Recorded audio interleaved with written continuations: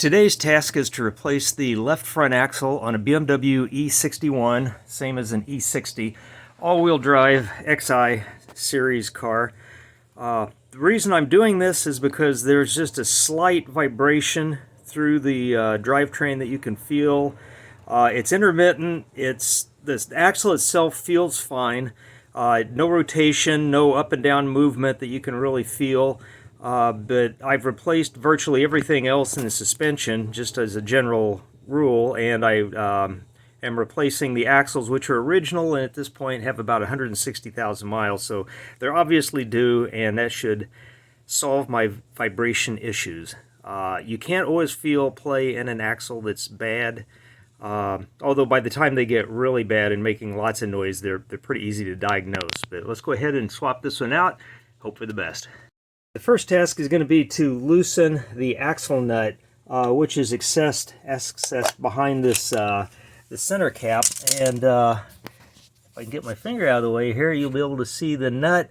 And you can see it's got a couple little peened areas back there where it's been punched in to the little voids in the axle itself to keep it from rotating. This is an aftermarket nut that was put on when I was doing the rest of the suspension work, and it's got thicker shoulders, so it didn't punch in very far, but enough to keep it from spinning. So the trick is to remove those dimples so you can remove the nut.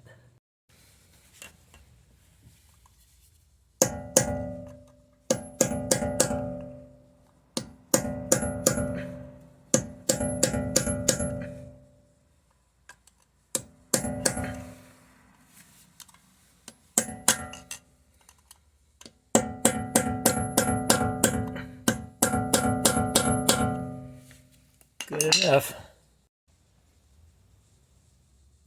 And to do this job, you're going to need special sockets.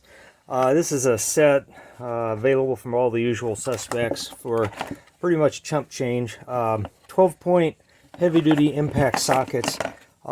This particular nut requires a 36mm socket, while the original was a 34 for whatever reason. So make sure you know what you're doing before you order them. I suggest getting the set so you don't have to worry about it, because they different axle manufacturers do supply different specs, and you can get caught without the right tool and your car torn apart. So be careful. Now, to remove the nut, I'm going to use a big 1200 foot-pound electric impact, but you can use a breaker bar. But you will want the wheel on the ground to take the torque, because this has been torqued on to 300 foot-pounds. So it's going to be difficult to remove. You're going to need a lot of grunt to get it.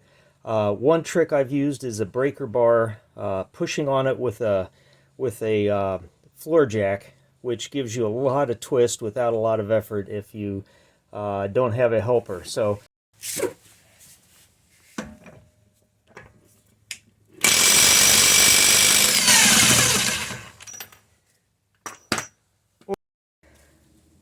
okay, because we have to remove the bottom splash pan, I'm going to go ahead and jack the entire car up for easy access to the whole underside.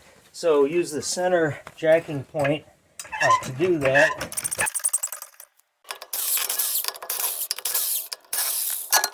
Okay, the car is now safely supported by sturdy jack stands, giving me access to the cover. Okay, don't ever hesitate to take this cover off, because it's really about as easy as it gets. Just about.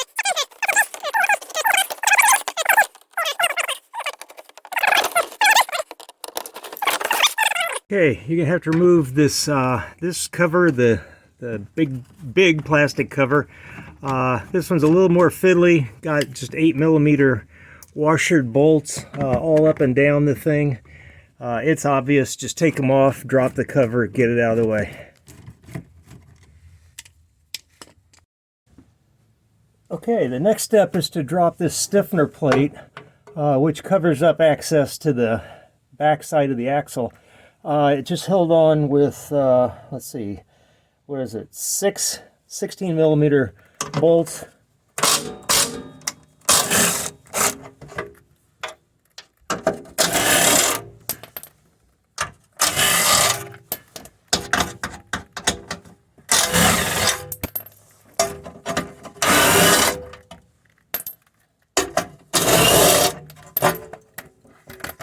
and one 8mm bolt up here toward the back for some unknown reason.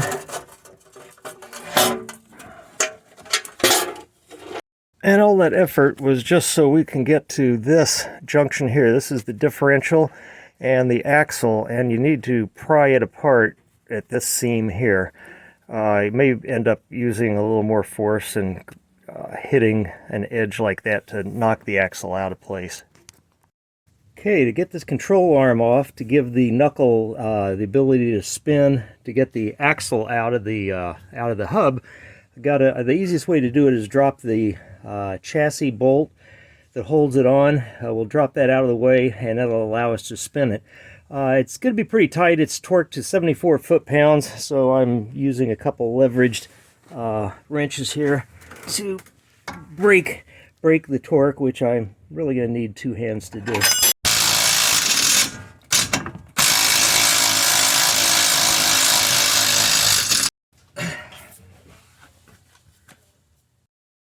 Okay, now comes the part that's either going to be easy peasy or is going to subject you to hours of grief, and that's pushing the axle out of the hub.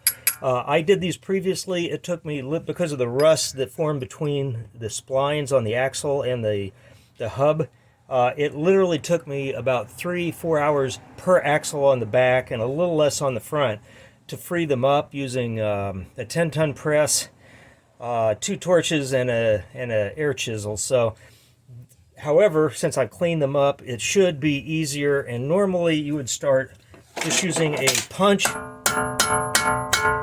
and a hammer, and it's actually moving. So I'm going to have to get a little more.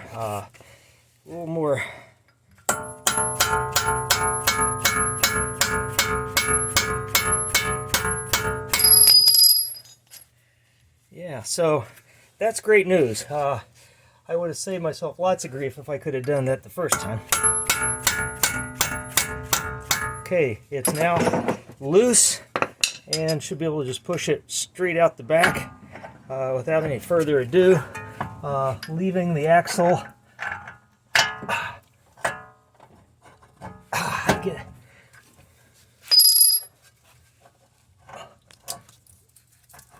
There it is. So it's tight, but that's adequate. So the axle is now loose. I'm going to strap this a little bit out of the way just to make it easier to slide the new axle in without stressing anything. Okay, it didn't move it far, but it's out of the way. It's held well enough that I've got pretty good access to the axle here. So now the next trick is actually knocking the axle out of the differential. You want to be careful because there is a seal involved. So once you get it loose, then come back around front and remove it straight out so you don't stress that seal, because trust me from experience, you do not want to replace that differential.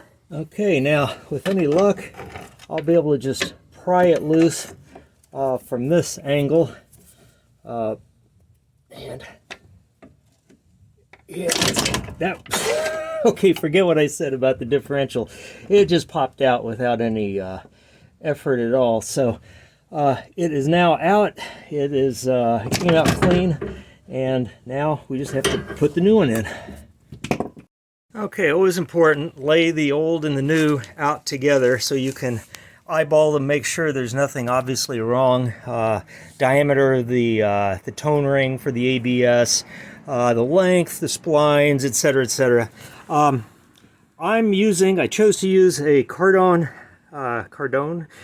rebuilt axle. I've had good luck with them. I think the OEM design is much better than most of the aftermarket ones that have no name.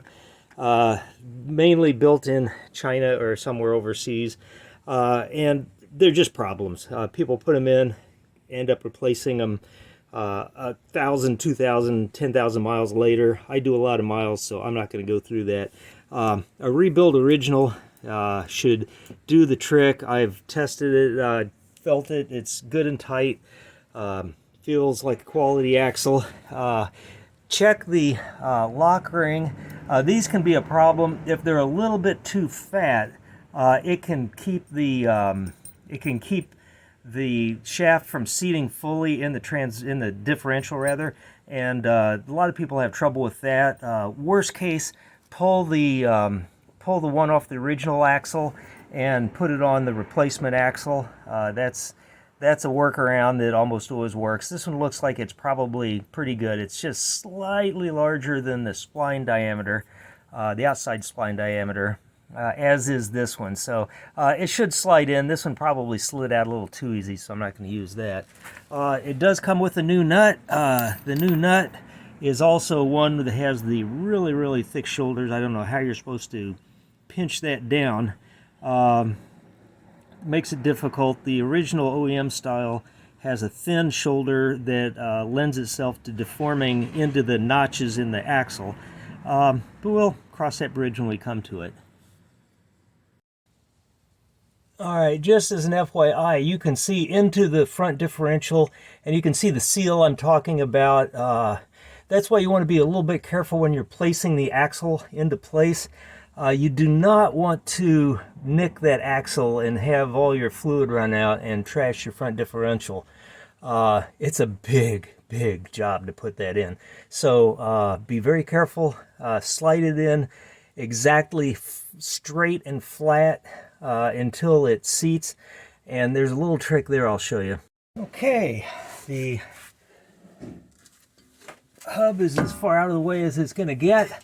I'm going to carefully place the axle up into place, rotating it down so that it's going in pretty square. I do have to push the hub just a little bit more out of the way, but the bungee I have is assisting me in that.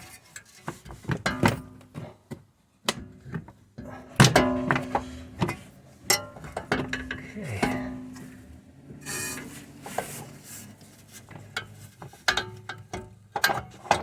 Alright, it is now seated in there.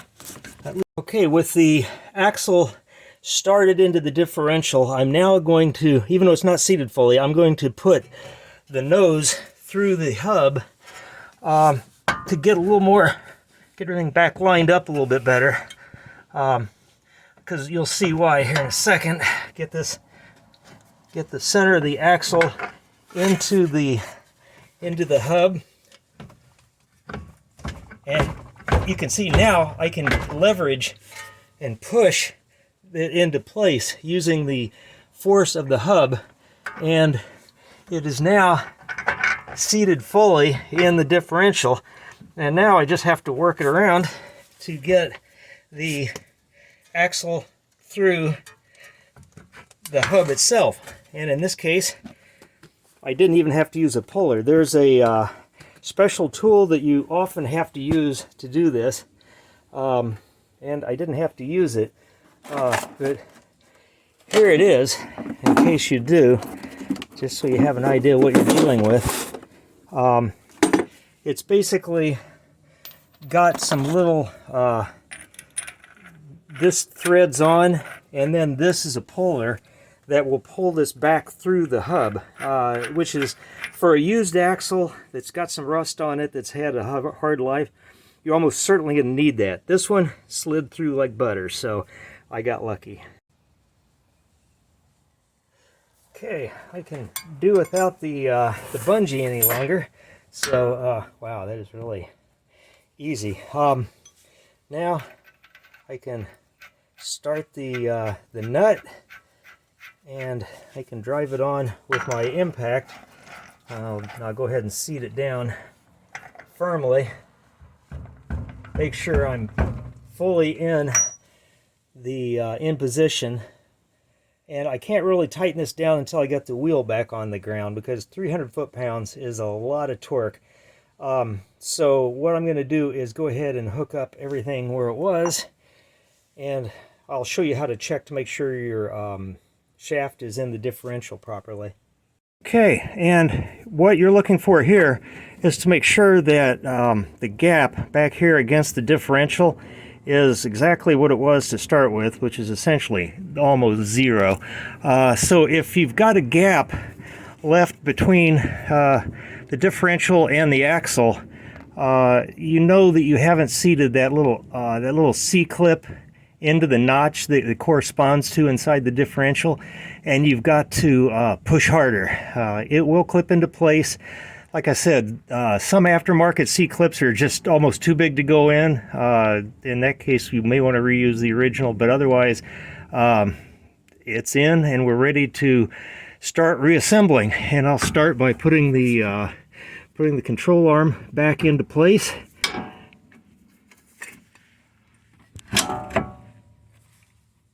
Okay, here's something that gets missed very often in these videos, and that is the fact that these bushings that I'm about to tighten down here, they take a set. They basically are held in place firmly by the chassis connection, and the arm rotates around it, and the only thing that allows it to rotate is the rubber inside. If you tighten it down where it is here, as soon as you put the weight of the car on it, it's going to twist it about 20 degrees or 15 degrees, and it's going to live its whole life stressed into that position, which is going to drastically shorten the life of the bushing and affect its performance. So the trick is you want to put the suspension at ride height before you tighten this down, and that's the case for this one. And the tension bushing, this big one here, you definitely do not want to mess that one up. So it's good practice. I'll show you how to do it. Okay, the trick here is I have a floor jack under the knuckle, and I'm just going to raise it until it lightly just starts to lift the weight of the car off the floor stand, the floor jack, the jack stand rather, and that is approximately right height there. So now I can tighten down that bolt.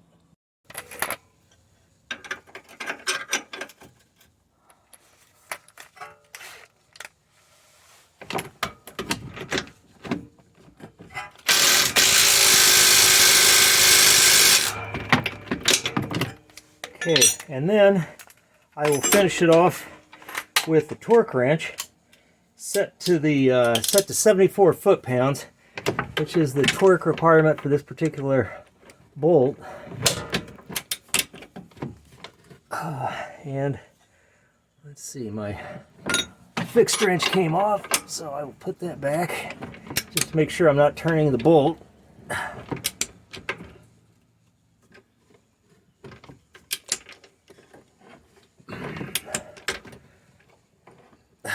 So it is going to turn it, so I'm going to relocate it so that it jumps up against this the sway bar, which will stop it and allow me to get the final torque.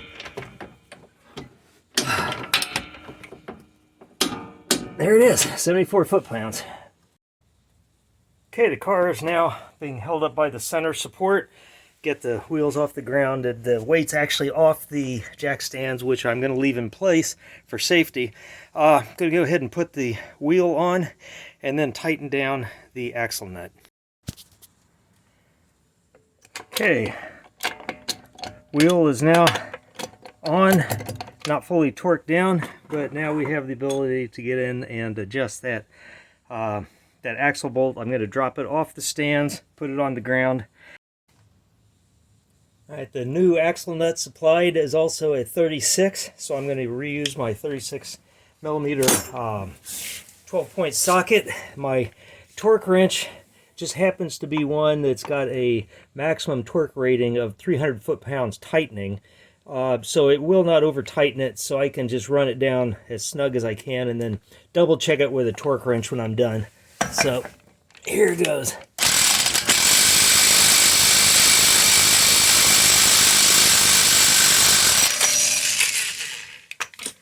Okay, that should be good and tight, and now I just need to try to find a way to actually dimple those really thick shoulders on that nut enough to keep it from rotating, which I don't think is going to happen anyway at 300 foot-pounds. But I will do that now, and I may end up having to raise the car again and remove the wheel to get the proper angle on it. Okay, now with the wheel off, I have access to the right angle to put a little dimple in this. I am not going to bother putting 2 of them in because it's torqued to 300 foot-pounds, and that's plenty. That's going to keep it from rotating. So now just repeat, putting the wheel back on. Drop the car to the ground, tighten up the lug nuts. I'm done. Okay, finish torquing off the each of the lug nuts when you're done. Always good practice.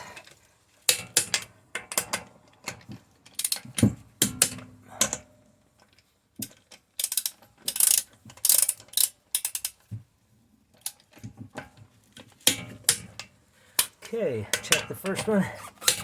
Make sure everything's still tight, and then, assuming you can find the center cap, you push it back in,